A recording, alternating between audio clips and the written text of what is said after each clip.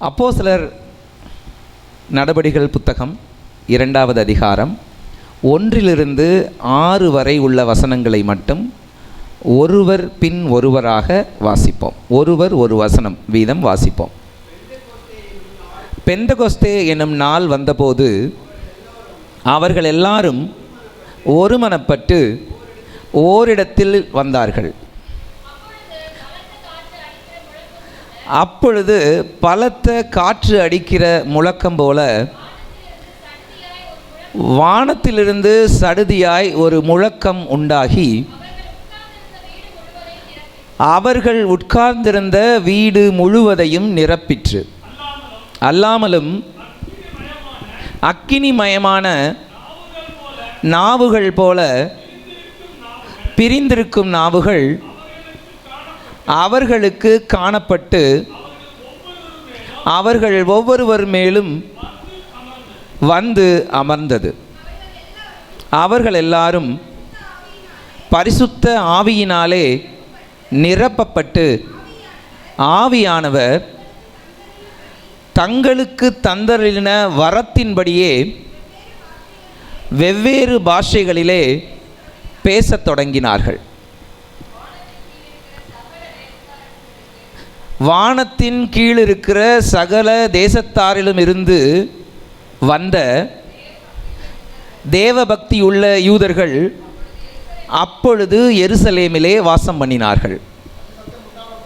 அந்த சத்தம் உண்டான போது திரளான ஜனங்கள் கூடி வந்து தங்கள் தங்கள் பாஷையிலே அவர்கள் பேசுகிறதை அவரவர்கள் கேட்டபடியினாலே கலக்கமடைந்தார்கள். இதுக்கு பின்னாடி வர்றதும் நமக்கு தெரியும். பெந்தகொஸ்தே நாளின் அனுபவம், இதை பற்றி நிறைய பாடல் இருக்குது. மேல் வீட்டு அறை அனுபவம், பெந்தகொஸ்தே நாள் அனுபவம், நம்ம நிறைய பாடுறோம். ஆனால் அந்த அனுபவத்தின் சாரம் என்ன அப்படின்னு நம்ம புரிஞ்சுக்கிறோமா அப்படிங்கிறது நமக்கு தெரியல. அதனால் பெந்தகொஸ்தே நாளினுடைய சாரம் என்ன அப்படிங்கிறத கொஞ்சம் உங்களுக்கு அறிமுகப்படுத்த விரும்புகிறேன். அதுக்கு முன்னாடி ஆவியானவர், அவர் தான் பெந்தகொஸ்தே நாளோட ஹீரோ. அவர் எல்லா மனுஷருக்கும் பொழிந்தருளப்பட்ட நாள். அது வரைக்கும் அவர் ஒரு குறிப்பிட்ட நபருக்கு மட்டும் அருள்பாலிக்கிறவராக, அவர்களோடு இடைபடுகிறவராக, அவர்கள் மூலமாக வெளிப்படுகிறவராக இருந்தார். நாசியில் சுவாசம் உள்ள யாவருக்கும் பரிசுத்த ஆவியானவர்ங்கிற நிலைமையை இந்த பூமி ருசித்த நாள் அந்த பெந்தகொஸ்தே நாள். சரிங்களா? அதுதான் அந்த பெந்தகொஸ்தே நாளுடைய ஸ்பெஷல். பெந்தகொஸ்தே நாளினுடைய ஹீரோ பரிசுத்த ஆவியானவர். ஆவியானவருக்குன்னு சில குணங்கள் இருக்குது. ஆதியாகமம் 1வது அதிகாரம் 2-3 வசனங்களை வாசிங்களேன். பூமியானது ஒழுங்கின்மையும் வெறுமையுமாய் இருந்தது, ஆழத்தின் மேல் இருள் இருந்தது, தேவ ஆவியானவர் ஜலத்தின் மேல் அசைவாடி கொண்டிருந்தார். 3வது வாசிங்க. தேவன் வெளிச்சம் உண்டாக கடவது என்றார், வெளிச்சம் உண்டாயிற்று.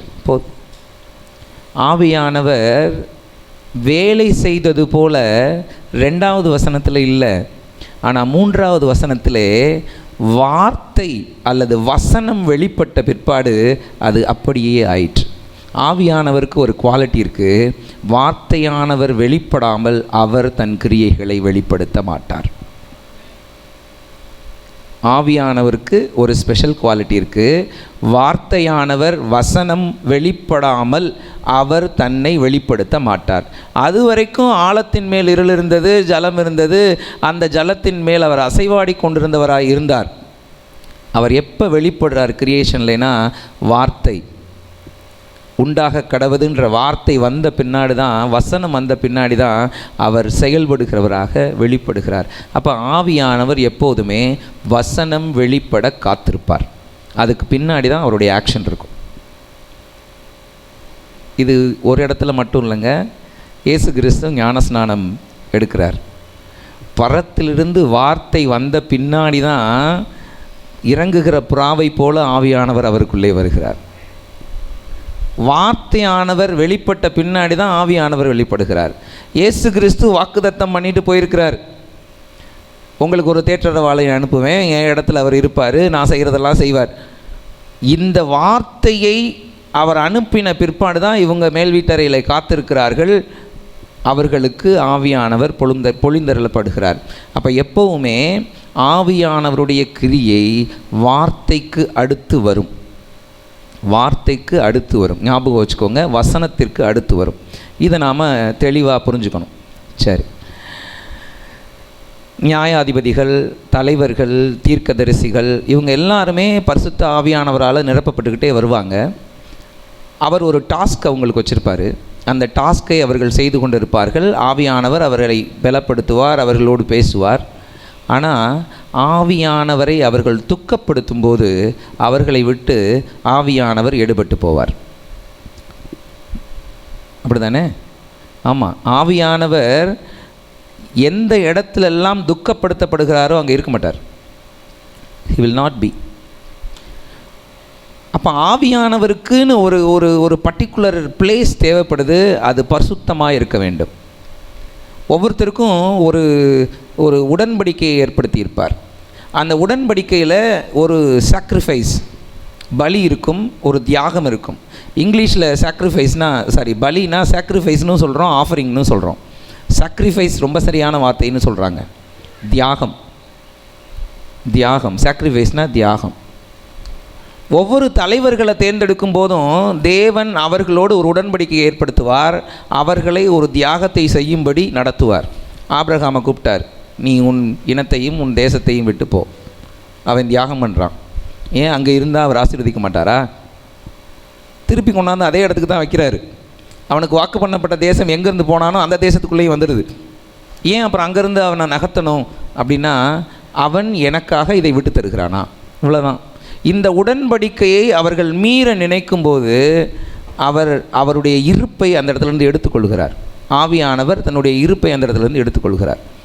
அப்போ மோசேயின் காலத்துக்கு வரும்போது ஆவியானவர் எல்லாருக்கூடையும் இடைப்படணும்னு தான் அவர் நினைக்கிறார். அதனால தான் 40 லட்சம் ஜனங்களையும் நடத்தி கானான் தேசத்துக்குள்ளே கொண்டுட்டு போகணும், பாலும் தேனும் ஓடுகிற தேசத்துக்கு கொண்டுட்டு போகணும்னு நினச்சி கூட்டிகிட்டு வர்றாரு.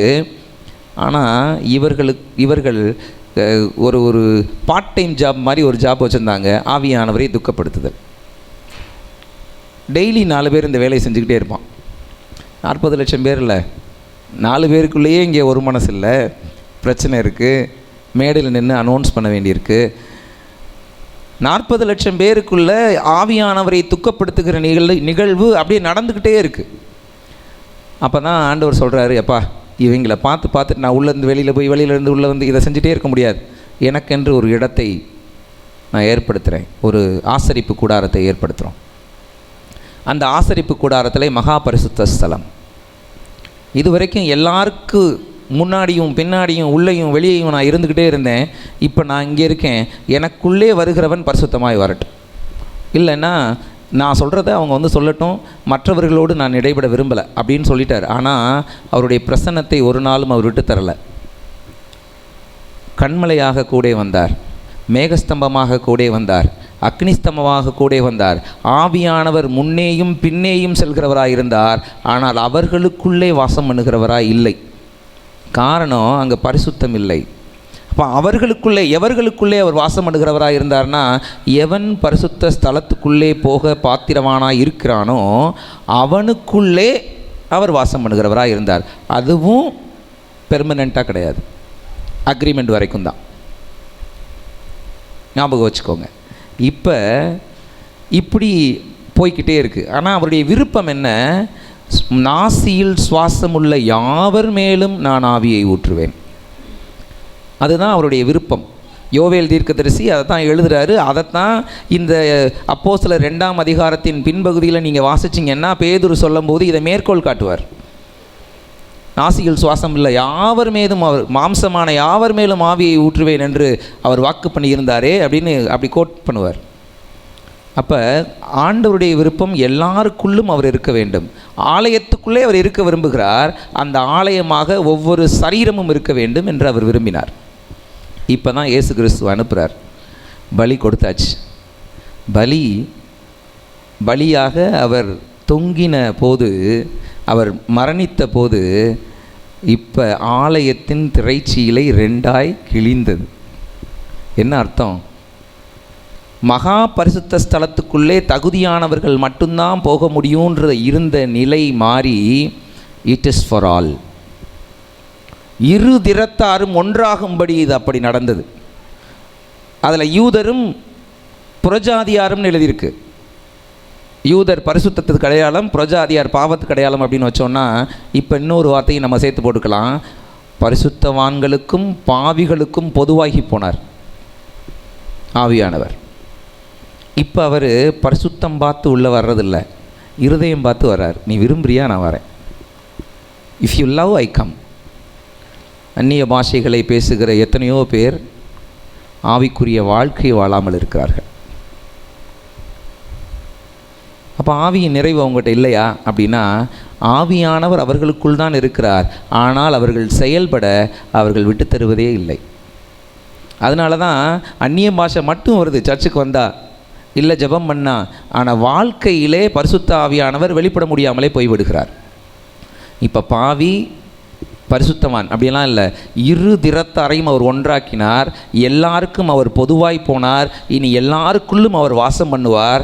அவரை துக்கப்படுத்துகிறோமா, சந்தோஷப்படுத்துகிறோமா, உள்ளே வச்சுக்கிறோமா, வெளியில் விடுறோமா, இது அப் டு யூ. சரி, இது ஒரு பக்கம்.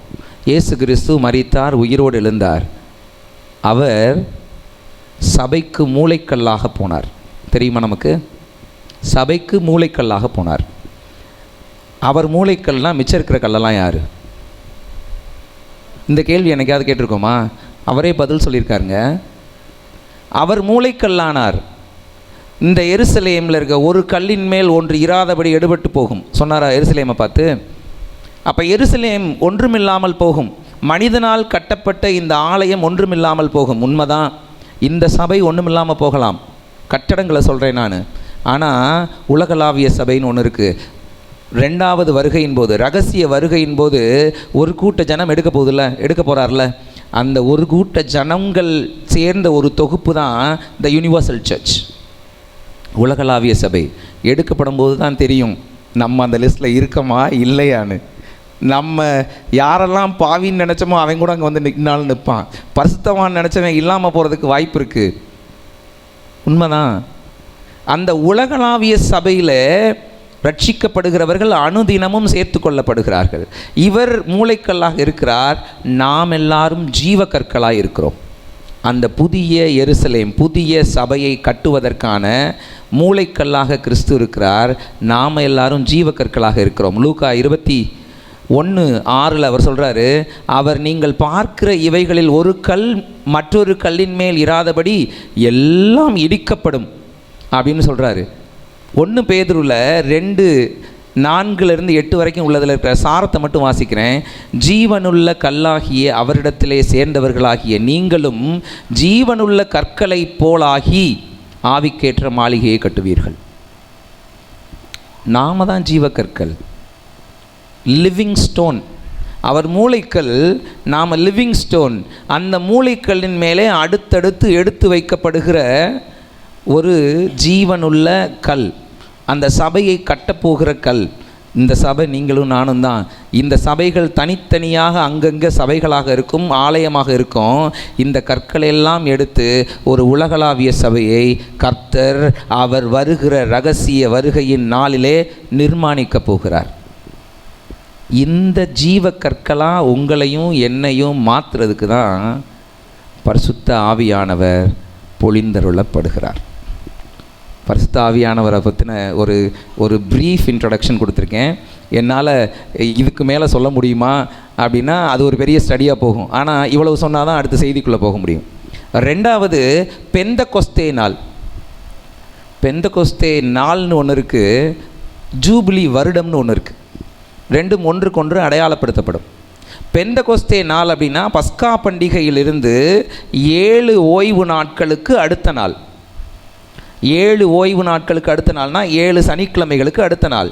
49 + 1 50, அதாவது அது ஒரு ஞாயிற்றுக்கிழமை. 50வது நாள். இந்த நாளிலே முதற் பலன்கள் கர்த்தருடைய சமூகத்திலே கொண்டு வந்து சேர்க்கப்படும்.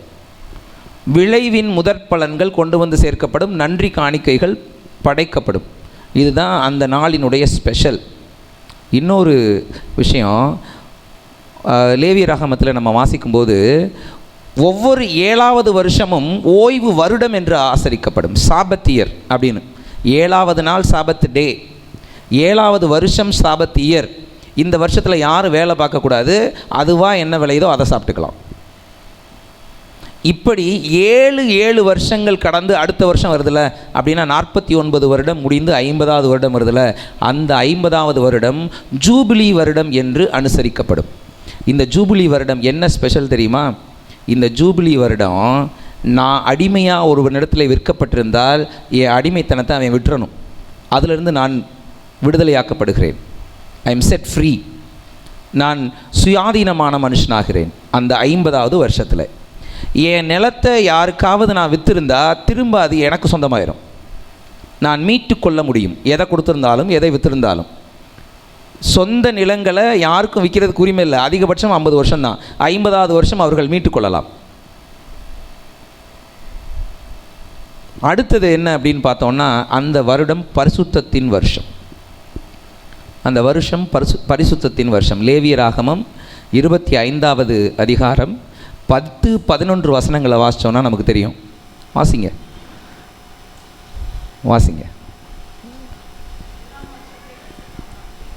50ஆம் வருஷத்தை பரிசுத்தமாக்கி தேசமெங்கும் அதன் குடிகளுக்கெல்லாம் விடுதலை கூற கடவீர்கள். அது உங்களுக்கு யூபிலி வருஷம். அதிலே உங்களில் ஒவ்வொருவனும் தன் தன் காணியாட்சிக்கும் தன் தன் குடும்பத்துக்கும் திரும்பி போக கடவன். அடுத்த வசனம்பா. அந்த 50ஆம் வருஷம் உங்களுக்கு யூபிலி வருஷமாய் இருப்பதாக அதிலே விதைக்காமலும் தானாய் விளைந்து பயிரானதை அறுக்காமலும் கிளை கழிக்காமலும் விடப்பட்ட திராட்சை செடியின் பழங்களை சேர்க்காமலும் இருப்பீர்களாக. அடுத்த வசனத்தையும் இப்படி வாசித்தோன்னா அதில் நீங்கள் விடுதலை ஆயிடுறீங்க. அது பரிசுத்தமாக இருக்க வேண்டும். நீங்கள் அதில் தானாக விளைஞ்சதை சாப்பிடணும். God is a provider. God is a redeemer. He make you to redeem whatever you have left for debt. நீங்கள் எதையெல்லாம் விட்டு தந்தீர்களோ, எதையெல்லாம் அதையெல்லாம் திரும்ப மீட்டு கொள்வதற்கான வருஷம் அது. உங்களை நீங்கள் அடிமைத்தனத்தில் விட்டு தந்திருக்கீங்கன்னா நீங்கள் ஆட்டோமேட்டிக்காக சுயாதீனர் ஆவீர்கள். ஏதோ அவசரத்துக்கு உங்கள் நிலங்களை வீடுகளை விட்டிருந்தீர்கள் என்றால் அவைகளெல்லாம் திரும்ப உங்களுக்கு கொடுக்கப்படும். அந்த வருடம் உங்களை பரிசுத்தப்படுத்துகிற வருடம்.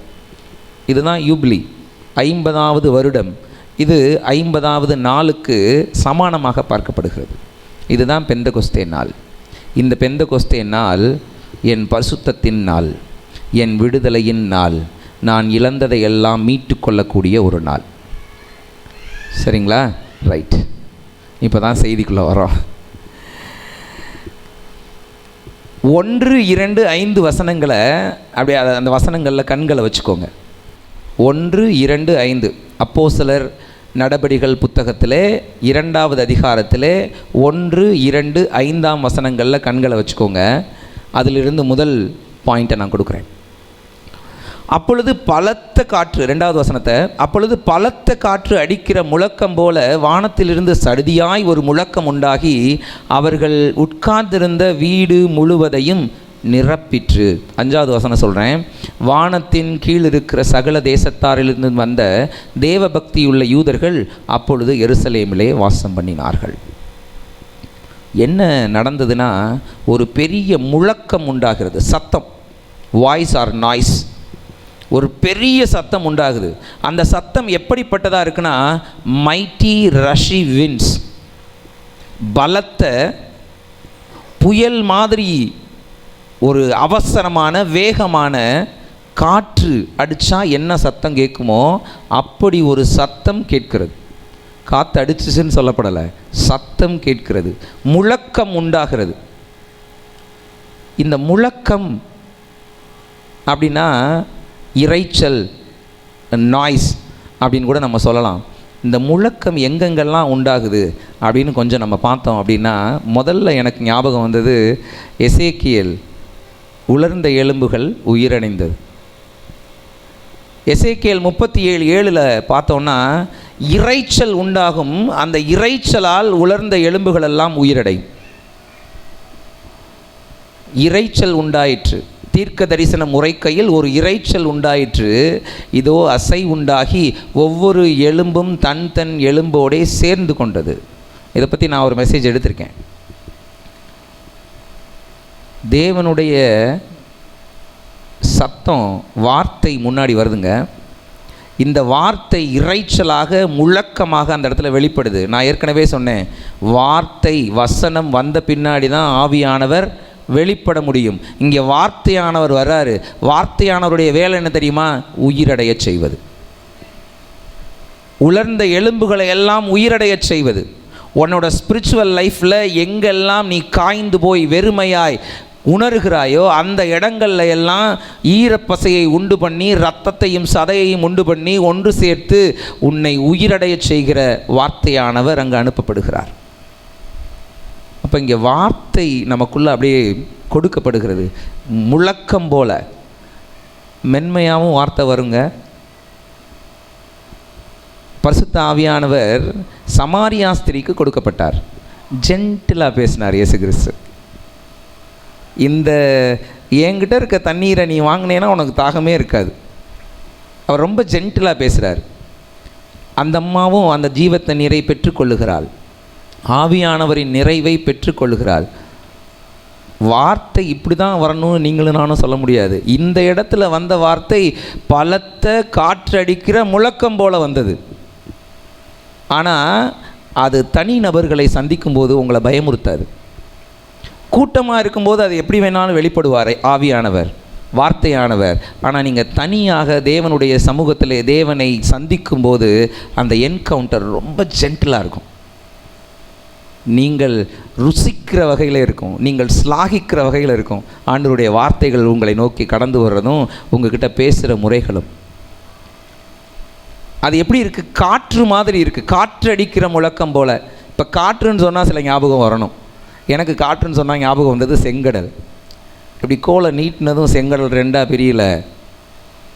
ஒரு திசையிலிருந்து காற்று அந்த செங்கடலின் மீது மோதி அடிக்கப்பட்டது. அது அப்படியே ராத்திரி பூரா அந்த கடல் மேலே மோதுது. மோதி தண்ணீரை ரெண்டாக பிரித்ததுன்னு இருக்கு. வார்த்தையானவர் தான் செங்கடலை ரெண்டாக பிளந்தார். அவர் கிரியை அப்படி தான் இருக்கும். அசாத்தியமானதை சாத்தியமாக்குகிற கர்த்தர். பாட்டெல்லாம் பாடுறோமே. வார்த்தையானவர் அந்த இடத்துல வெளிப்படுறாரு. அதுக்கு பின்னாடி தான் இவங்க அதன் ஊடாக நடந்து போகிறார்கள். அது ஞானஸ்நானத்துக்கு அடையாளமாக பார்க்கப்படுகிறது. ஆவியானவருடைய நடத்தலுக்கு அடையாளமாக பார்க்கப்படுகிறது. அப்போ இங்கே ஒரு முழக்கம் அப்படின்னு சொன்னால் அது ஆண்டவருடைய வார்த்தை. அது என்னை மறுபடியும் பிறக்க வைக்குதுங்க. அந்த இடத்துல எல்லாரும் கூடியிருக்கிறாங்க. கூடியிருக்கிறவர்களை திரும்ப பிறக்க வைக்கிறது. யோவான் 3வது அதிகாரத்தில் என்ன வசனம்னு நான் நோட் பண்ண மறந்துட்டேன். காற்றானது இஷ்டமான இடத்துல வீசும். காற்றானது இஷ்டமான இடத்துல வீசும். 8வது வசனம் வாசிங்களேன். வீசுகிறது, அதன் சத்தத்தை கேட்கிறாய், ஆகிலும் அது இன்ன இடத்திலிருந்து வருகிறதென்றும் இன்ன இடத்திற்கு போகிறதென்றும் உனக்கு தெரியாது. ஆவியினால் பிறந்தவன் எவனோ அவனும் அப்படியே இருக்கிறான். நிக்கோதேமுட்ட பேசும்போது தான் அதை பேசுகிறாரு. முன்னாடி பின்னாடி வசனங்களை நீங்கள் வாசிங்கன்னா மறுபடியும் பிறக்கிற அனுபவம் உனக்கு உண்டா அப்படின்னு கேட்குறாரு நிக்கோதேமுட்ட. அது எப்படி முடியும் அப்படின்னு கேட்குறதுக்கு பதில் தான் அதெல்லாம். ஆவியானவர், வார்த்தையானவர் இஷ்டப்பட்ட இடத்துக்கெலாம் போவார். அவர் போகாத இடமே இல்லை. காற்று போகாத இடம்னு உலகத்தில் ஏதாவது இருக்கா? இல்லை. அவர் எல்லா இடத்துக்கும் போகிறார். அது எங்கேருந்து வந்துச்சு, எங்கே போகுன்ற சென்ஸ் நமக்குள்ளே இருந்ததுன்னா நானும் அந்த வார்த்தையானவரை தூக்கி சுமக்கிற காற்றை போல் ஆகிவிடுகிறேன். அதுதான் மறுபடியும் பிறக்கிற அனுபவம். எனக்குள்ளே இருக்கிற எண்ணெயை நான் விட்டுட்டு எனக்குள்ள தேவனை நான் தூக்கிக்கிட்டு, வார்த்தையானவரை தூக்கிக்கிட்டு அவர் விரும்புகிறபடி நான் ஓடினேன்னா அதுதான் மறுபடியும் பிறக்கிற அனுபவம். அந்த காற்றை மாதிரி இருப்பான். யார்? ஆவியினால் பிறந்தவன். அப்படி தான் எழுதப்பட்டிருக்கு. அந்த காற்றை போல இருப்பான். அப்போ மறுபடியும் என்னை பிறக்க வைக்கிற ஒரு முழக்கம் அங்கே கேட்கப்படுகிறது. பெந்தகோஸ்தே நாளில் முதலாவது ரொம்ப பகிரங்கமாய் வெளிப்பட்டவர் வார்த்தையானவர். அவர் என்னை மறுபடியும் பிறக்க பண்ணுகிறார். என் ஆவிக்குரிய செத்துப்போன சகல காரியத்தையும் திரும்ப உயிரடைய பண்ணுகிறார்.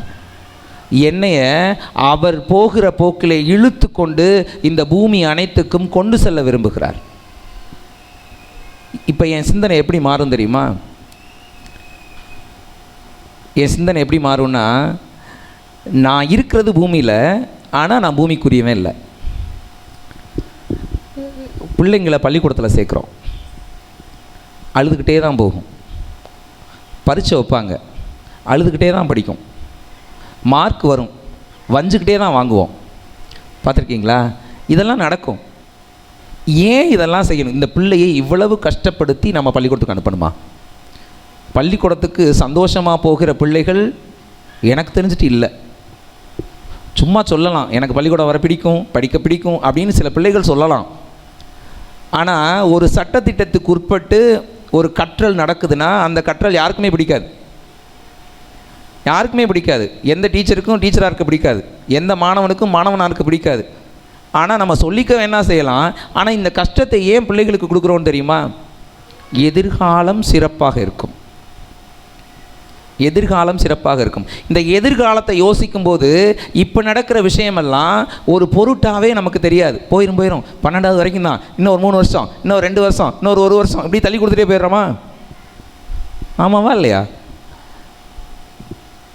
இப்போ என் பார்வை எப்படி மாறும்னா, பரலோகத்தில் 4000 வருஷத்துக்கு பின்னாடி, 3000 வருஷத்துக்கு பின்னாடி, 5000 வருஷத்துக்கு பின்னாடி என் தேவன் இந்த பூமியை அவருடைய ராஜ்யமாக முழுமையாக ஸ்தாபிக்க போகிறார்னா, இன்றைக்கி நான் ஜீவக்கல்லா போய் எந்த இடத்துல உட்காரணுன்றதை நான் பிளான் பண்ண ஆரம்பிச்சிடுவேன்.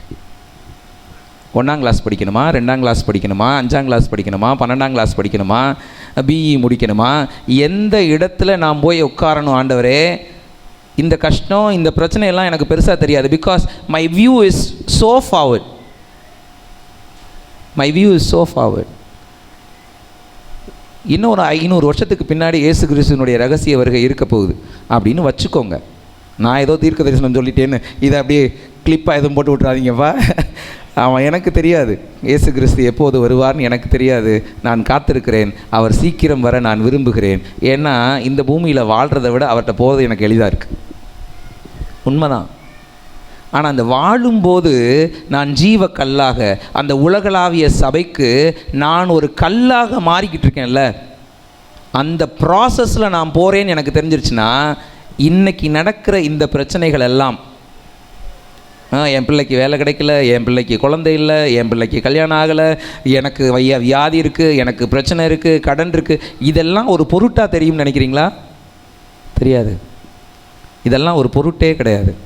ஏன்னா இதை தாண்டி தேவன் யோசித்து நம்மை நடத்தி கொண்டிருக்கிறார். இப்போ முழக்கம் அவருடைய ஆட்சியில் நான் இருக்கேன்னு என்னை சிந்திக்க வைக்கும். இன்னொரு விஷயம், அதில் அதே வசனங்களில் நம்ம வாசித்தோம்னா, 2வது வசனத்தினுடைய கடைசி பகுதி, அப்போஸ்தலர் நடபடிகள் 2வது அதிகாரம் 2வது வசனத்தினுடைய கடைசி, வீடு முழுவதையும் நிரப்பிற்று. அந்த சத்தம் அவங்களுக்கு மட்டும் கேட்கல, அந்த வீட்டுக்குள்ளே இருக்க 120 பேருக்கும் கேட்டுச்சு. வீடு முழுவதையும் நிரப்பிற்று. வீடு முழுவதையும். நீங்கள் மனம் திரும்புகிறீங்க, நீங்கள் மறுபடியும் பிறக்கிறீங்க அப்படின்னா உங்களுக்குள்ளே வார்த்தை வெளிப்பட்டிருக்கிறதை உங்கள் வீடு கண்டுகொள்ளும். அது மறைந்திருக்காது. உங்கள் வீடு கண்டுகொள்ளும். உங்கள் ரட்சிப்பை, உங்கள் மனமாற்றத்தை உங்கள் வீடு கண்டுகொள்ளும். உங்களை ரெக்கக்னைஸ் பண்ணும். உங்களை ஸ்பெஷலாக பார்க்கும். அந்த வீட்டுக்கு நீங்கள் தான் ரிடீமர், நீங்கள் தான் ரட்சகர். அந்த வீட்டுக்கு, பியூலாவோட வீட்டுக்கு பியூலா தான் ரட்சகர். என் வீட்டுக்காரம்மாவை தான் சொல்கிறேன். என்னுடைய மாமியார் வீட்டில் அவங்களுக்கு கிடைக்கிற கனம் விசேஷமானது. நான் யோசித்து பார்த்தேன்னா சர்ப்ரைசிங்காக இருக்கும். ஏன் மற்ற யாருக்கு இல்லாத அவங்களுக்கு கிடைக்கிது அப்படின்னு பார்த்தா, ஷி வாஸ் சோசன். அவங்களுக்குள்ளே இருக்கிற வார்த்தையானவரை அவங்க மறைக்கலை. அந்த வீடு முழுமையும் அது வெளிப்பட்டது. அந்த வாழ்க்கையை பார்த்த பின்னாடி தான் அங்கே இருக்கிற எல்லாருடைய வாழ்க்கையும் சீரமைக்கப்பட்டது. ஓப்பனாக பேசினேன், எல்லாரும் கேட்பாங்கல்ல. பொய்யா இருந்தால் பேச முடியுமா? உண்மை. அந்த குடும்பத்திலே ஒரு சீரமைப்பு நடந்ததே இந்த வாழ்க்கையின் ஆரம்பத்துக்கு பின்னாடி தான். உங்கள் வாழ்க்கையை, உங்களுக்குள்ளே இருக்கிற வார்த்தைகளை குடும்பம் பார்க்கும், குடும்பம் கேட்கும், குடும்பம் உங்கள் வார்த்தைகளால் நிரப்பப்படும். மூணாவதாக ஒரு வார்த்தை அதில் இருக்குது. வானத்தின் கீழ் இருக்கிற சகல தேசத்தாரிலிருந்து வந்த தேவ பக்தியுள்ள யூதர்கள். வானத்தின் கீழ் இருக்கிற தேசத்தார். 2வது வசனத்தில் வாசித்தோன்னா, வானத்திலிருந்து சடுதியாய். மக்கள் வானத்துக்கு கீழே இருக்கிறாங்க, சத்தம் வானத்திலிருந்து வருகிறது. 2வது வசனத்தில் வானத்திலிருந்து சடுதியாய் ஒரு முழக்கம் உண்டாகி. 5வது வசனத்தில் வானத்தின் கீழ் இருக்கிற சகல தேசத்தாரிலும் இருந்து. வானத்துக்கு கீழே இருக்கிறதுனா பூமி தான். வானத்துக்கு கீழே தேசத்தார் இருக்காங்க, எருசலேம் இருக்கிறது. எல்லாரும் இப்போ எருசலேமில் கூடி வந்திருக்கிறார்கள். வானத்துக்கு கீழே இருக்கிற எல்லா தேசத்தாரும் எருசலேம். ஏன் எருசலேம் கூடி வந்திருக்கிறாங்கன்னா, எருசலேம் எனக்கு மேன்மை செய்யும், எருசலேம் என்னுடைய வாழ்க்கையை மாற்றும், எருசலேம் என்னை ரட்சிக்கும்னு நம்பி எருசலேமுக்கு வந்திருக்கிறாங்க. பஸ்கா பண்டிகைக்கு வந்தவர்கள் 50 நாட்கள் அவர்கள் அந்த பண்டிகையை ஆசாரிக்கணும். 50 நாட்கள் யூத ஜனங்களில் இருக்கிற எல்லா வயதுக்கு வந்த ஆண் பிள்ளைகளும் அந்த தேசத்தில் இருக்கிறாங்க. பஸ்கா பண்டிகைக்கு வந்தால் பெந்தகோஸ்தே பண்டிகை முடிச்சு தான் போகணும். 50 நாள் அங்கே இருக்கணும். இதுதான் ரூல். குடும்பத்துக்கு ஒருத்தரையாவது அனுப்பி வைப்பாங்க ரெப்ரசன்டேட்டிவாக. அதனால தான் 3000 பேர் அங்கே நிற்கிறாங்க, சும்மா ஒரு மேல் வீட்டறைக்கு முன்னாடி. இப்போ இங்கே எல்லா தேசத்தாரும் வானத்துக்கு கீழே இருக்கிறவங்கலாம் எருசலேம் பெருசுன்னு எருசலேமுக்கு வந்து நிற்கிறாங்க. ஆனால் எருசலேமிலிருந்து சத்தம் வரவில்லை, வானத்திலிருந்து சத்தம் வருகிறது. நம்முடைய நம்பிக்கை பூமியில் இருக்கிற எதையோ, எவைகளையோ, எவரையோ, எந்த ஆலயத்தையோ நம்பிக்கொண்டிராமல் பரத்தில் இருக்கிற கர்த்தரை நம்பிக்கொண்டிருக்கிறதா இருக்க வேண்டும். அது நமக்கு புரிகிறதே இல்லை. இவர் மீட்டிங்க்கு போனால் நான் சரியாயிருவேன், அவர் கையை வச்சு ஜெபிச்சா சரியாயிருவேன், இவங்க எனக்காக ஜெபம் பண்ணால் சரியாயிருவேன், அவங்க என் வீட்டுக்கு வந்துட்டு போனால் எல்லாம் சரியாயிரும். உங்கள் நம்பிக்கையை இந்த பூமியில் இருக்கிற எருசலேம்களின் மேலே வைத்திருக்கிறீர்கள். கர்த்தர் சொல்லுகிறார், ஒரு கல்லின் மேல் ஒரு கல் இராதபடிக்கு அது இடிக்கப்படும். பரத்தில் இருக்கிற எருசலேமோ உங்களால் கட்டப்படுகிறதா இருக்கிறது. நீங்கள் கேட்க வேண்டியது ஆண்டவருடைய சத்தத்தை, வானத்திலிருந்து வருகிற சத்தத்தை. எவ்வளோ பெரிய விஷயத்தை ரொம்ப சிம்பிளாக ஒரு 2-3 வசனங்களில் லூக்கா எழுதிட்டு போயிருக்கிறாரு. இதை வாசிக்கும்போது நெக்குருகி போனேன். நேற்று வேறு ஒருத்தர்கிட்டையும் விவாதித்தேன் இதை பற்றி. எனக்கு சில ஆவிக்குரிய நண்பர்கள் உண்டு, வித்தியாசமாக யோசிக்கக்கூடியவர்கள் உண்டு. இவங்கள்டெல்லாம் பேசினேன். பேசிட்டு நைட்டு தான் செய்தியை ஆயத்தப்படுத்தினேன். ஆண்டவர் ரொம்ப தெளிவாக பேசுகிறார். நமக்கு முதல்ல வார்த்தையானவரை அனுப்பி எனக்கு புதிய வாழ்க்கையை தருகிறார். என்னை ஜீவ கல்லாக அவர் மாற்றுகிறார். இந்த பூமியில் தான் எனக்கு வாழ்க்கை, ஆனால் நான் விசுவாசியாக இருக்க வேண்டியது பரலோகத்துக்கு. வேறு நாட்டில் வாழ்கிற இந்தியக்கார மாதிரி இந்த பூமியில் வாழுகிற பரலோகவாசிகள் நாம். அப்போ எனக்கு ஒரு புதிய விசுவாசம் இருக்க வேண்டும், எனக்குள்ள ஒரு புதிய ப்ரையாரிட்டி இருக்க வேண்டும். எதற்கு முன்னிடம்? இந்த 2ம் தான் நான் புதிதாக பிறந்தவன் அப்படிங்கிறதுக்கு ஒரு அடையாளம். இந்த 3 வசனங்களிலிருந்து நான் உங்களுக்கு சொல்லுகிறது, இந்த பெந்தகோஸ்தே நாளிலே வார்த்தையானவர் உங்கள் மத்தியிலே வந்து உங்களுக்கு புதிய வாழ்க்கையை பரிசளிக்க விரும்புகிறார். புதிய வாழ்க்கை. 2வதாக 3-4 வசனங்கள். Tongues as a fire. 3வது வசனம், அல்லாமலும் அக்கினிமயமான நாவுகள் போல பிரிந்திருக்கும் நாவுகள் அவர்களுக்கு காணப்பட்டு அவர்கள் ஒவ்வொருவர் மேலும் வந்து அமர்ந்தது. 4வது வசனம், அவர்கள் எல்லாரும் பரிசுத்த ஆவியினாலே நிரப்பப்பட்டு ஆவியானவர் தங்களுக்கு தந்தருளின வரத்தின்படியே வெவ்வேறு பாஷைகளில் பேச தொடங்கினார்கள். அங்கே இன்னொரு நிகழ்வு நடக்கிறது. ஒரு flame like picture or something, நெருப்பு மாதிரி ஒன்று, நாவுகள் பிரிந்த நெருப்பு மாதிரி ஒன்று ஒவ்வொருவர் தலையின் மேலும் அமர்ந்தது. ஒவ்வொருவர் தலையின் மேலும் அமர்ந்தது. அக்கினி நாவுகள் அங்கே அமர்ந்தது. இந்த அக்கினி நாவுகள் எதை நமக்கு பிரகடனப்படுத்துது அப்படின்னா, ரைட் ஃப்ரம் த பிகினிங் அப்படியே வாசிச்சுக்கிட்டே வரணும். ஆபிரகாம் உடன்படிக்கை பண்ணுறார் கர்த்தரோட. ஒரு கிடாரி குட்டி, ஒரு கண்ணுக்குட்டி, ஒரு ஆட்டுக்குட்டி, ஒரு புறா குஞ்சு, இது எல்லாத்தையும் 2 துண்டாக வெட்டி ஆண்டவருடைய சமூகத்துக்குள்ளே ஒரு உடன்படிக்கை பண்ணுறாரு. உடன்படிக்கை பண்ணும்போது நடந்தது என்ன தெரியுமா? ஆதியாகமம் 15:17. அந்த துண்டங்களுக்கு நடுவே கடந்து போகிற அக்கினி ஜுவாலையாக கர்த்தர் வெளிப்பட்டார். துண்டங்களுக்கு நடுவே கடந்து போகிற அக்கினி ஜுவாலையும் தோன்றின. அடுத்தது யாத்திராகமம் 3:4 முட்செடியில் தேவன் எரிகிற நெருப்பாக தோன்றினார். ஆமாம் தானா? முட்செடியில் இருந்து அவர் தோன்றுகிறார், நெருப்பாக தோன்றுகிறார், அக்கினி நாவுகளாக தோன்றுகிறார். யாத்திராகமம் 13:21 அவர் அக்கினி ஸ்தம்பத்திலும் அவர்களுக்கு முன் சென்றார். அக்கினி ஸ்தம்பத்திலும் அவர்களுக்கு முன் சென்றார். அக்னி ஸ்தம்பமாக அவர் முன்னாடி போகிறார். ராத்திரி பூரா அவங்களோட தான் இருக்கிறார். பகலில் மேகஸ்தம்பமாக இருக்கிறார், ராத்திரியில் அக்னி ஸ்தம்பமாக இருக்கிறார். 40 லட்சம் பேர் நடந்து போயிட்டுருக்குறாங்க.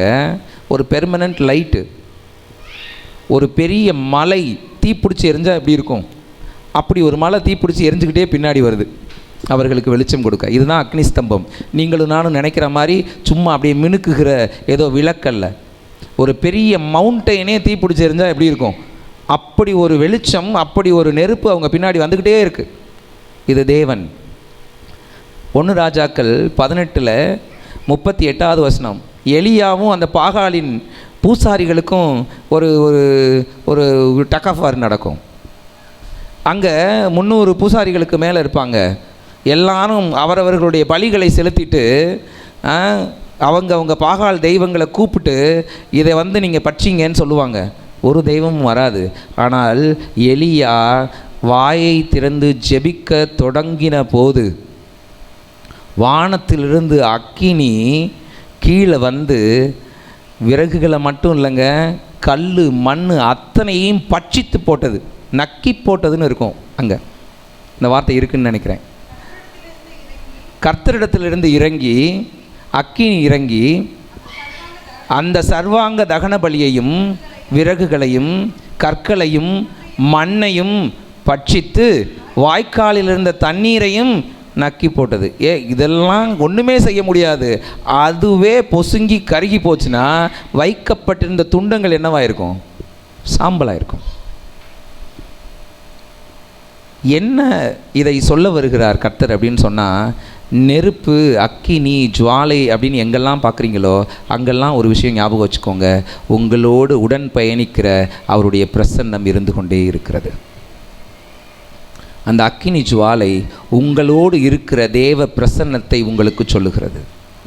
உங்கள் தலைமேலே வந்து அமர்கிறது. முன்னாடியும் பின்னாடியும் நடந்துக்கிட்டு இருந்த பிரசன்னம் இப்போது உங்களுக்குள்ளாக வைக்கப்படுகிறது. அதான் தலைமையில் வந்து அமர்ந்திருக்கு. கர்த்தருடைய சமூகம் எனக்கு முன்னே,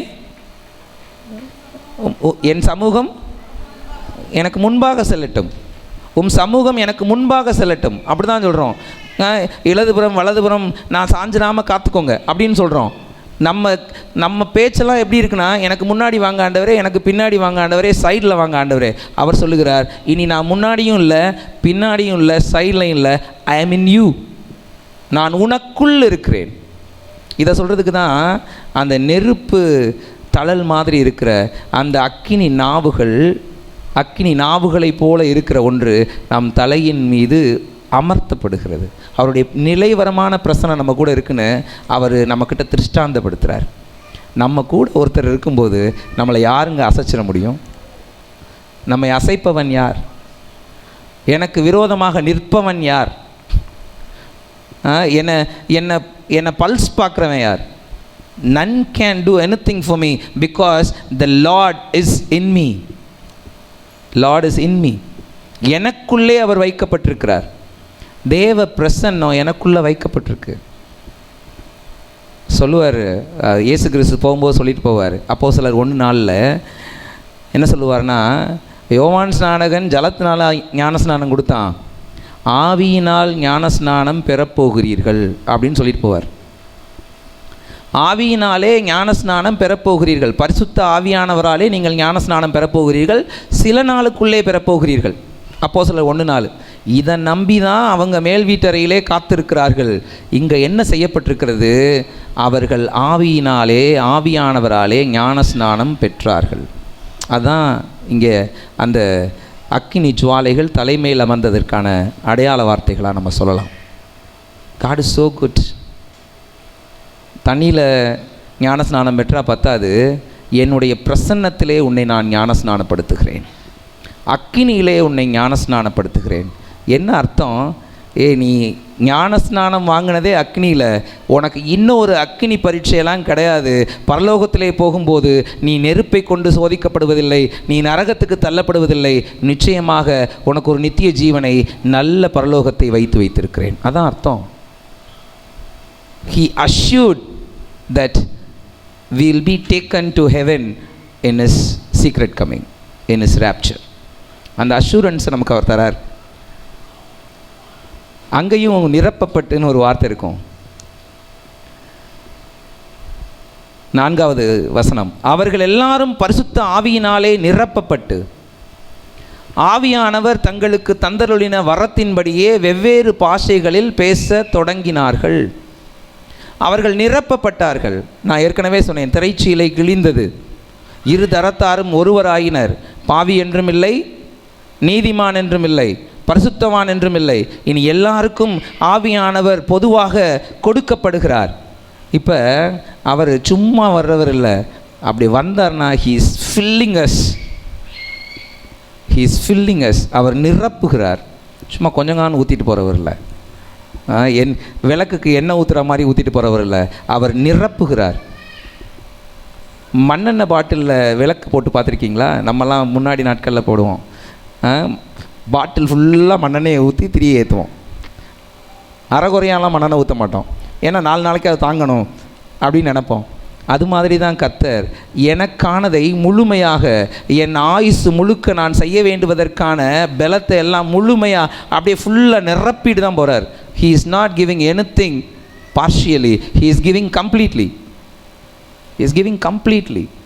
முழுமையாக கொடுக்கிறவராக அவர் இருக்கிறார். யாத்திராகமம் 31:2, 5, 6 இந்த 3 வசனங்களை நம்ம வாசித்தோன்னா அவர் எதுக்கு நிரப்புறார் அப்படிங்கிறது நமக்கு புரிஞ்சிடும். நான் யூதாவின் கோத்திரத்தில் ஊருடைய மகனாகிய ஊரியின் குமாரன் பெசலேயலை பெயர் சொல்லி அழைத்து, அப்படியே இருக்குது, வரிசையாக வருது. அதில் 5வது வசனத்தை நம்ம வாசித்தோன்னா அவங்க என்ன செய்யணும்? சகலவித வேலைகளையும் யூகித்து செய்கிறதற்கு வேண்டிய ஞானமும் புத்தியும் அறிவும் அவனுக்கு உண்டாக அவனை தேவ ஆவியினால் நிரப்பினேன். 6வது வசனம், மேலும் இன்னொரு ஆளை கொடுக்குறாரு, அகோலியாப். போதுமா? அகோலியாப்பை கொடுக்குறாரு பெசலேலுக்கு அசிஸ்ட் பண்ண. டேபர்நாக்கிள், அதாவது ஆசரிப்பு கூடாரம் கட்டப்படுது. இந்த ஆசரிப்பு கூடாரம் கட்டப்படும் போது அந்த ஆசரிப்பு கூடாரத்துக்கு ஒரு பெரிய டிஸ்கிரிப்ஷனை கர்த்தர் தரார். 3 அதிகாரங்களுக்கு மேலே அது ஓடுது. மோசே கேட்டுக்கிட்டே இருக்கிறாருன்னா இது எப்படி செய்கிறதுன்னு ஒரு எண்ணம் உள்ளுக்குள்ளே ஓடும்ல. இவர் திரைச்சீலை இப்படி இருக்கணுன்றாரு, இத்தனை மூலமாக இருக்கணுன்றாரு, ஆசாரியனுடைய வஸ்திரம் இப்படி இருக்கணுன்றாரு, அதில் பதக்கம் இப்படி இருக்கணுன்றாரு, மேடை இப்படி இருக்கணும், அப்படி இப்படின்னு ஒவ்வொரு 3 அதிகாரங்கள் போகுதுன்னா பாருங்களேன். ஒரு ஆசரிப்பு கூடாரம் எப்படி இருக்க வேண்டும், ஒரு ஆசாரியனுடைய வஸ்திரம் எப்படி இருக்க வேண்டும்னு 3-4 அதிகாரங்களில் ஒரு பெரிய விளக்கத்தை அவர் கொடுக்குறாரு. இப்போ கேட்டு கொண்டிருக்கிற மோசேக்கு அது மலைப்பாக தான் இருந்திருக்கும். இவ்வளவு சொல்கிறாரு என் மனுஷன், நம்ம எப்படி இதை கரெக்டாக செய்வோம் அப்படின்னா 2வது வசனம் 31:2 அவர் சொல்கிறாரு, இந்த வேலையெல்லாம் செய்கிறதுக்கு நான் ஒருத்தனை பேர் சொல்லி அழைச்சிருக்கேன், அவனை நான் அபிஷேகம் பண்ணியிருக்கேன், அவன் பேர் பெசலேல். அவனை ஆவியானவரால் நான் நிரப்பியிருக்கேன். அப்போ ஆவியானவருடைய நிறைவு இங்கே கொடுக்கப்படுதில்ல, நிரப்பப்படுகணும்ல. நமக்கு ஆவியானவருடைய நிறைவு எதுக்கு கொடுக்கப்படுது அப்படின்னா, எருசலேம் தேவாலயத்தை கட்டும் வரங்களை பெற்றுக்கொள்ளும்படியாக நமக்கு கொடுக்கப்பட்டிருக்க டாஸ்க் தான். அதை எப்படி கட்டணும்? அதுக்கு தான் வரங்கள் கொடுக்கப்படுது. தேவ ராஜ்யம் கட்டப்படுவதற்கு தான் வரங்கள் கொடுக்கப்படுகிறது. வரங்கள் உங்களுக்குள்ளே கொடுக்கப்படுவதற்காக தான் ஆவியானவர் உங்களுக்குள்ளே நிரப்பப்படுகிறார். நம்ம நிறைய நேரங்கள் என்ன நினைக்கிறோன்னா, ஆவியானவர் நமக்குள்ளே வந்தால் அந்நிய பாஷையில் பேசணும். ஒரு நிமிஷம் இது புரிஞ்சுக்கோங்க, ஒரு விஷயத்தை புரிஞ்சுக்கோங்க. அந்நிய பாஷை என்பது ஆவியானவர் உங்களுக்குள் இருக்கிறார் என்பதற்கான அடையாளம், அது கிரியை அல்ல. It is indication. உங்களோட செல்ஃப் சாட்டிஸ்ஃபேக்ஷன், எனக்குள்ளே ஆவியானவர் இருக்கிறாரு, என் பிள்ளை உடஞ்சி போயிடக்கூடாது, நான் அவன் கூட தான் இருக்கேன் அப்படின்னு அவனுக்கு தெரியணுமே அப்படின்னு கொடுக்கப்பட்ட ஒரு வரம். அது இல்லாமலும் சிலர் இருக்கிறார்கள். அந்த இல்லாமல் இருக்கிறாங்கன்றதுக்காக அவர்கள் ஆவியானவரால் நிரப்பப்படலை அப்படிங்கிறது அர்த்தம் இல்லை. அதுவும் நமக்கு புரியணும். அந்நிய பாஷை வரம் வாங்கிட்டீங்களா? அந்நிய பாஷை வரம் வாங்கி ஒன்றுமில்லாமல் இருக்கிறவர்கள் அநேகர் உண்டு. அந்நிய பாஷை வரம் வாங்காமல் ஆண்டவருக்காக எதையோ செய்து கொண்டே இருக்கிறவர்கள் அநேகர் உண்டு. நான் இதை குறைச்சி அதை கூட்டியெல்லாம் சொல்லலை, சரியாக புரிந்து கொள்ளுங்கள். அந்நிய பாஷை வரம்ங்கிறது இது ஒரு அடையாளம், அவ்வளோதான், அது கிரியை அல்ல. ஆனால் இங்கே இவர்கள் பேசியது அந்நிய மொழி. எப்படி அவங்க பேசுனாங்களாம்? இங்கே நான் சொல்லிட்டேன், நமக்கு ஆவியானவருடைய நிறைவு எதற்காக வருதுன்னா, நான் வரங்களினால் நிரப்பப்படும்படிக்கு. இதே ஆலயத்தை பெருசாக கட்டினார் சாலமோன். தேடி தேடி ஆட்களை கொணர்ந்தான். இந்த தேசத்து ராஜாட்ட பேசி ஒரு ஆள், அந்த தேசத்து ராஜாட்ட பேசி ஒரு ஆள், அப்படியெல்லாம் ஆட்களை கொணர்ந்து தேவாலயத்தை கட்டினான். ஏன்னா அது ஆண்டவர் கட்டச் சொன்ன தேவாலயம் அல்ல. ஒரு விருப்பம் இருந்தது, விருப்பத்துக்கு ஓகேன்னு சாங்ஷன் பண்ணார். ஆண்டவர் டிஸ்கிரிப்ஷன் கொடுத்து கரெக்டாக கட்ட சொன்னது ஆசரிப்பு கூடாரம் தான். இவர்கள் ஆட்களை தேடி போனார்கள். ஆனால் ஆண்டவர் ஒரு வேலையை சொன்னால் உள்ளுக்குள்ளே இருக்கிற ஆட்களையே அவர் ஆவியினால் நிரப்பி தகுதிப்படுத்துகிறார். இன்றைக்கி உங்களெல்லாம் என்னையும் தகுதிப்படுத்துகிறார். ஆவியின் நிறைவை கொடுத்து வரங்களினாலே அவர் நம்மை தகுதிப்படுத்துகிறவராக இருக்கிறார். அதுவும் எப்படி தகுதிப்படுத்துகிறவராக இருக்கிறாராம்? தங்களுக்கு தந்தருளின வரத்தின்படியே, 4வது வசனம், வெவ்வேறு பாஷைகளில் பேசத் தொடங்கினார்கள். I will be finishing it in 5 minutes. வெவ்வேறு பாஷைகளில் பேசத் தொடங்கினார்கள். தங்களுக்கு கொடுக்கப்பட்ட வரத்தின்படியே. ஏன் இப்படி சொல்லணும் அப்படின்னு பார்த்தா, அப்போஸ்தலர் 2வது அதிகாரம் 9-11 வரைக்கும் வாசித்தோன்னா 17 பாஷைக்காரர்கள் அங்கே வந்திருந்தார்கள். பார்த்தரும், மேதரும், ஏலாமீத்தரும், மெசபத்தோமியாரும், யூதேயரும், கப்பதோக்கியாரும், பொந்து, ஆசியா, பிரிகியா, இப்படி வரிசையாக 17 தேசங்களுடைய பெயர்கள் போடப்பட்டிருக்கு. 17 தேசத்தாருக்கும் இயேசு கிறிஸ்துவை சொல்ல வேண்டும். 17 தேசத்தாரும் சேர்ந்து தான் இயேசு கிறிஸ்துவை சிலுவையில் அறைந்தார்கள். 17 தேசத்தாரும் சேர்ந்து தான் இயேசு கிறிஸ்துவுக்கு ஒரு நல்ல வெல்கம் பண்ணாங்க. எப்படி? எந்த நாளில்? குருத்தோலை ஞாயிறன்று. எல்லாம் செஞ்சாங்க. முன்னுக்கு பின் முரணாக செய்து கொண்டே இருந்தவர்கள். இவங்க நாளைக்கு ஊருக்கு திரும்ப போகிறாங்க. திரும்ப போவதற்கு முன்பாக இவர்களுக்கு சத்தியம் அறிவிக்கப்பட வேண்டும். இவர் எபிரேய பாஷையிலையோ, கிரேக்க பாஷையிலையோ, லத்தீன் பாஷையிலையோ பேசினா ஒரு தரத்தாருக்கு மட்டும்தான் போய் சேரும். இப்போ எல்லாருக்கும் போய் சேரணும். எனவே 120 சீஷர்கள் இருக்கிறாங்க. 120 சீஷர்களும் இந்த 17 விதமான பாஷைகளை அவர்கள் பேசுகிறார்கள். அப்போ தான் இவங்க கேட்குறாங்க. 6வது வசனம் சொல்லுது, இன்னும் நம்ம பாஷை பேசுகிறாங்க அப்படின்னு கலக்கமடைந்தார்கள். பேதுரு எந்திரிச்சு பேசினார். 3000 பேர் ரட்சிக்கப்பட்டார்கள். ஒரு பாஷையில் பேசியிருந்தால் எப்படி 3000 பேர் ரட்சிக்கப்பட்டிருப்பாங்க? அதான் 17 பாஷை பேசுகிறவர்கள் அங்கே இருக்கிறார்களே. அப்படின்னா என்ன அர்த்தம்? மிச்சம் இருக்கிற 11 பேரும் அவரவர்கள் மொழியிலே பேதுரு பேசுகிறத வியாக்கியானம் பண்ணியிருக்கிறாங்க. இல்லைன்னா 3000 பேர் அங்கே ரட்சிப்புக்கு வர முடியாது. மெயின் மவுத் பீஸ் பேதுரு. இவங்க எல்லாம் டிரான்ஸ்லேட்டர்ஸ், இன்டர்பிரட்டர்ஸாக இருந்திருக்கிறாங்க. அதனால தான் 3000 பேர் ரட்சிக்கப்பட முடிந்தது. அப்போ இங்கே நமக்கு இந்த ஊழியத்துக்கு என்ன வரங்கள் தேவையோ அதைத்தான் தேவன் அருளுவார். அங்கே பாஷை தேவைப்பட்டது, பாஷை அருளினார். நமக்கு பாஷை தேவைப்படாது. ஒரே தமிழ்நாட்டுக்குள்ளே தான் இருக்க போகிறோம்னா எனக்கு பெரிய பாஷை ஒன்றும் கொடுக்கணும்னு அவசியம் இல்லை. எனக்கு ஒரு அடையாளத்தை மட்டும் கொடுத்துட்டா போதும். மிச்சத்தை அவர் வேறு வேறு வரங்களினால் உங்களை கொடுத்து நிரப்புகிறவராக இருக்கிறார். அந்நிய பாஷை வரம் என்பது அது எல்லா நேரமும் வரம் அல்ல. இப்போ இங்கே அந்த வரம் தேவைப்பட்டது. எனக்கு ஒரு மொழி தெரியாமல் இன்னொரு மொழியில் பேசணும், அது வரம். இப்போ நாம் பேசிகிட்டு இருக்கிறது ஒரு அடையாளம். ஸோ புது கிருபைகளை கர்த்தர் தருகிறார். ரெண்டாவது பாயிண்ட், புது கிருபைகளை, புது வரங்களை அவர் கர்த்தர் தருகிறார். புதிய எருசலேமாகிய சபையிலே மக்களை சேர்க்க, நாம் சேர்ந்து கொள்ள நமக்கு வரங்கள் தரப்படுகிறது. பைத்தியங்களை எல்லாம் ஞானிகளாக மாற்றுகிறார்.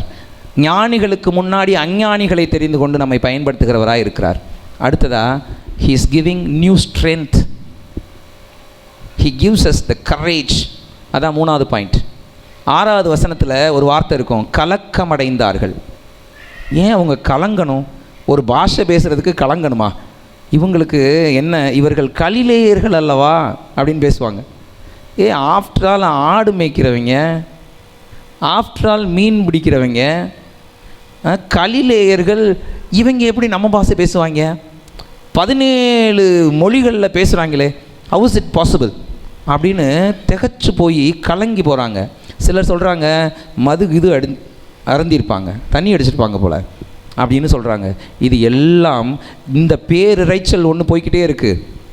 16-17 விதமான பாஷைகளில் சீஷர்கள் பேசி கொண்டு இருக்கிறார்கள். பேசி கொண்டு இருக்கும்போது இவங்க பேசினதெல்லாம் சீஷர்களுக்கு கேட்டிருக்குமான்னா கேட்டிருக்காது, கண்டிப்பாக கேட்டிருக்காது. இவர்கள் எழுந்து பிரசங்கம் பண்ண ஆரம்பிக்கிறார்கள். ஒளிந்து கொண்டு இருந்தாங்கங்க. எங்கே ரோமராஜ்யத்திலேருந்து ஆள் வந்து நம்மளை பிடிச்சிட்டு போயிடுவானோ அப்படின்னு ஒளிந்து கொண்டு இருந்தவர்கள் சத்தத்தை உயர்த்தி தேவ வார்த்தையை பேசினார்கள். ஒளிஞ்சிட்டு இருந்தவங்களுக்கு எங்கே இருந்த தைரியம் வந்துச்சு? ஆவியானவர் நிரப்பப்பட்டால் தைரியம் வந்துடும். பெந்தகொஸ்தே நாளில் பேதுரு எழுந்தார்னு இருக்குது. வெறுமனே எழுந்தார்னு இல்லைங்க, 11 பேரோடும் கூட எழுந்தார். 14வது வசனத்தை பாருங்கப்பா. அப்பொழுது பேதுரு 11 கூட நின்று, பேதுரு எந்திரிக்கும் போதே 11 பேரும் சேர்ந்து எந்திரிக்கிறாங்க, 12 பேரும் எந்திரிக்கிறாங்க. பேதுரு பேச தொடங்கினார். இந்த 11 பேரும் இன்டர்பிரேட் பண்ணுறாங்க. 3000 பேர் ரட்சிக்கப்படுகிறார்கள். இங்கே என்ன மனநிலை அவங்களுக்கு வந்தது? ஒளிஞ்சுக்கிட்டு இருந்தவங்களுக்கு எங்கேருந்து தைரியம் வந்துச்சு? ஆவியானவர் வந்துட்டார்னா வாழ்வென்ன சாவென்ன பாப்பம் வர்றத அப்படின்ற தைரியம் வரும். முதற் பலன் கர்த்தருக்கு கொடுக்க வேண்டியது 50வது நாளிலே இந்த முதற் பலன், இயேசு கிறிஸ்துவினுடைய முதற் பலனாகிய 12 சீஷர்களும் அந்த நாளிலே இயேசுவுக்காக வாழவும் சாகவும் ஒப்பு கொடுக்கப்பட்டார்கள். 12 பேர் எந்திரிச்சு நிற்கிறான். வானத்தின் கீழ் இருக்கிற சகல தேசத்தாருக்கும் அந்த நாளிலே ரட்சிப்பு கொடுக்கப்பட்டது. 3000 பேருக்கு ரட்சிப்பு கொடுக்குறாங்க. 3000 பேரும் ஞானஸ்நானம் பெறுகிறார்கள். 3000 பேரும் என்ன, எது அவசரம் அது நமக்கு தெரியணும். இப்போ அவங்க ஆரம்பிக்கும் போது என்ன எப்படி ஆரம்பிக்கிறாங்கன்னா 2:15 நீங்கள் நினைக்கிறபடி இவர்கள் வெறி கொண்டவர்கள் அல்ல, பொழுது விடிந்து 3ஆம் மணி வேலையாக இருக்கிறதே. இவங்க ஒன்றும் தண்ணி அடிச்சுட்டு வந்து இங்கே பேசலை. 3வது மணி நேரம், காலையில் 9 மணி, காலங்காத்தால் எவனா தண்ணி அடிப்பானா? இல்லையே. அவர்கள் மனதிலே நினைத்ததை இங்கே அட்ரஸ் பண்ணி பேசுகிறாரு பேதுரு.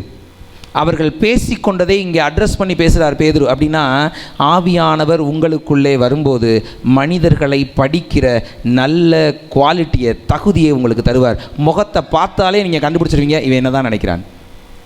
பகுத்தறிகிற ஆவியை உங்களுக்கு தருவார். ஆளை பார்த்தாலே தெரியும் இது ஆகாது, இது ஆகும், இவன் நல்லவன், இவன் கெட்டவன், இவன் நமக்கு சாதகமானவன், இவன் நமக்கு விரோதமானவன். என்ன சிரித்து பேசினாலும் உள்ளுக்குள் இருக்கிற வஞ்சத்தை கண்டுகொள்ளும் திறனை கர்த்தர் நமக்கு தருவார். இது ஆவியானவர் நமக்குள்ளே வந்தார்னா. அடுத்ததா கர்த்தருடைய அவசரம் அவங்களுக்கு புரிஞ்சிருச்சு. நாளைக்கு இந்த 3000 பேர் வெளியில் போயிடுவாங்க. போகும்போது சுவிசேஷத்தை தூக்கி கொண்டு போனால் உலகமெங்கும் கர்த்தருடைய ராஜ்யம் பரம்பும். இன்னைக்கு விட்டால் வேறு நாள் இல்லை, புடி அப்படின்னு அந்த நாளிலே சமயம் வாய்த்தாலும் வாய்க்காவிட்டாலும் ஜாக்கிரதையாய் திருவசனத்தை பிரசங்கம் பண்ணுன்ற வார்த்தைக்கு ஏற்ற மாதிரி அவர்கள் அந்த சமயத்தை உருவாக்கி கொண்டார்கள். எனக்குள்ளே ஆவியானவர் இருந்தார்னா கர்த்தரோட அவசரம் என்னன்னு எனக்கு புரியும். தள்ளி போட மாட்டேன். நாளைக்கு போயிடுவான், அப்போ இன்றைக்கி சொல்லணும்ல. நாளைக்கு எவனாவது உயிரோடு இருப்பான்னு நமக்கு நிச்சயம் இருக்கா? இன்றைக்கி பார்க்கிறவர்களிடத்திலே தேவனை சொல்லுங்கள். கர்த்தருடைய அவசரத்தை புரிஞ்சுக்கோங்க. இதில் எத்தனை பேர் இறந்து போவாங்க? இன்னொரு முறை இந்த 3000 பேர் 4000 பேர் மேல் வீட்டறைக்கு முன்னாடி கூடணும்னா 1 வருஷம் ஆகும். அந்த 1 வருஷத்துக்குள் எத்தனை மரணங்கள் நிகழலாம், எத்தனை விழுந்து போகுதல் நிகழலாம். அது எல்லாத்தையும் தவிர்க்கணும்னா கர்த்தருடைய அவசரத்தை புரிந்து கொள்ள வேண்டும். அந்த இருதயத்தையும் பரிசுத்த ஆவியானவர் நமக்கு தருவார். மனிதர்களின் எண்ணமும் நமக்கு புரியும், கர்த்தரின் அவசரமும் நமக்கு புரியும். யோவான் 14:12 சொல்லப்பட்டிருக்கு, என்னை விசுவாசிக்கிறவன் நான் செய்கிற கிரியைகளை தானும் செய்வான், இவைகளை பார்க்கிலும் பெரியவைகளையும் செய்வான் அப்படின்னு எழுதப்பட்டிருக்கா. உண்மைதான். அவர் 3 வருஷம் செஞ்ச வேலையையும் செய்வேன், அதுக்கு மேலேயும் நான் வேலை செய்வேன். ஏன்னா எனக்குள் இருக்கிறவர் அவர், ஆவியானவர் எனக்குள்ளே வந்தால் தான் இது நடக்கும். ஸோ புது பலனை எனக்கு தருகிறார். முதல்ல நான் சொன்னது புது வாழ்க்கை எனக்கு தருகிறார், புது கிருபைகளை எனக்கு தருகிறார், புது பலனை எனக்கு தருகிறார். ஒரு சபையை கட்டி எழுப்பணும் அப்படின்னா நம்ம சாதாரணமாக இந்த சபைன்னு பார்க்காதீங்க.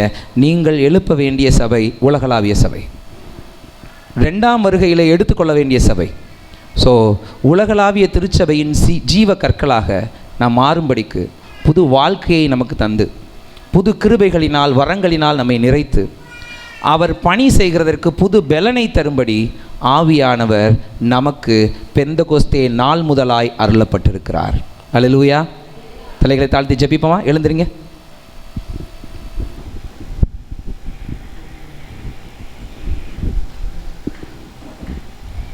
ஜீவனுள்ள எங்களின் தகப்பனை உம்மை துதிக்கிறோம். எங்களோடு பேசியிருக்கீங்க ஆண்டவரே. எங்களை எதுக்கு ஆவியானவரால் நிரப்பியிருக்கீங்கன்னு இந்த நாளில் எங்களோடு கூட பேசியிருக்கீங்க. உண்மையுள்ளவர்களாய் உங்கள் ஊழியத்தை தூக்கி கொண்டு ஓடுகிறவர்களாய் புது வாழ்க்கையை பெற்றுக்கொண்டோம், புது கிருபைகளை பெற்றுக்கொண்டோம், புது பலனையும் பெற்றுக்கொண்டோம். எங்களுக்கு வைக்கப்பட்டிருக்கிறவர்களை நாங்கள் அனுபவித்து உம்முடைய ஜீவக்கல்லாக நாங்கள் உம்முடைய எருசலேம் தேவாலயத்தில் நிர்மாணிக்கப்பட எங்களை விட்டு தருகிறோம். கர்த்தாவே, எங்களை பலப்படுத்தும். இயேசு கிறிஸ்துவின் நாமத்தில் ஜெபிக்கிறோம் நல்ல பிதாவே. ஆமென், ஆமென். ஆத்துமாவே கர்த்தரை ஸ்தோத்திரி, என் முழுமையுடைய பரிசுத்த நாமத்தை ஸ்தோத்திரி. ஆத்துமாவே கர்த்தரை ஸ்தோத்திரி, கர்த்தர் செய்த சகல உபகாரங்களை மறவாதே. ஆமென். நம்முடைய கர்த்தராகிய இயேசு கிறிஸ்துவின் கிருபை, பிதாவாகிய தேவனுடைய அன்பு, பரிசுத்த ஆவியானவரின் அந்யோன்ய ஐக்கியம், சந்தோஷம், சமாதானம் நம் அனைவரோடும், தேவனுடைய பிள்ளைகள் யாவரோடும் அவருடைய வருகை பரிந்தும் இருப்பதாக. ஆமேன், ஆமேன், ஆமேன். எல்லாருக்கும் ஸ்தோத்திரம். கர்த்தர் உங்களை ஆசீர்வதிப்பாராக.